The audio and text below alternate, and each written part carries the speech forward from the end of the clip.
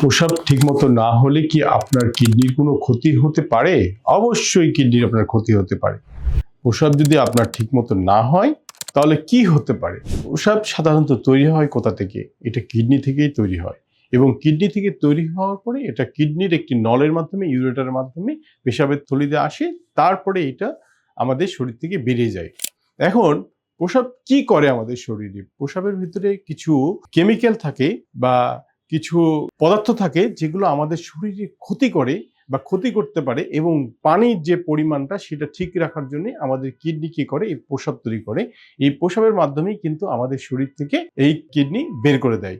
এখন যদি আপনার প্রস্রাব ঠিকমতো না হয়, প্রস্রাবের রাস্তা যদি ঠিকমতো কাজ না করে, প্রস্রাব এখানে কোথাও যদি ব্লক থাকে অথবা কিডনি হয়তো কোনো কাজ করতেছে না অথবা এই কিডনির এই রাস্তার মধ্যে কোথাও ব্লক থাকে, তখন কিন্তু আপনার প্রস্রাব ঠিকমতো হবে না, প্রস্রাবের পরিমাণ কমে যাবে।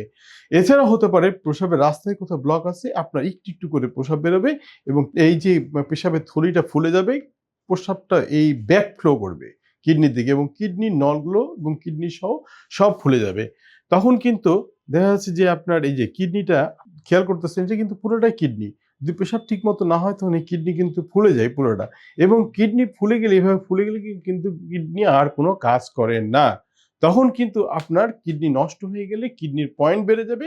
তখন আপনাকে কিন্তু আর নরমাল পেশাব হবে না। আপনাকে ডায়ালাইসিসের মাধ্যমে যেতে হবে অথবা কিডনি ট্রান্সপ্লান্ট করতে হবে।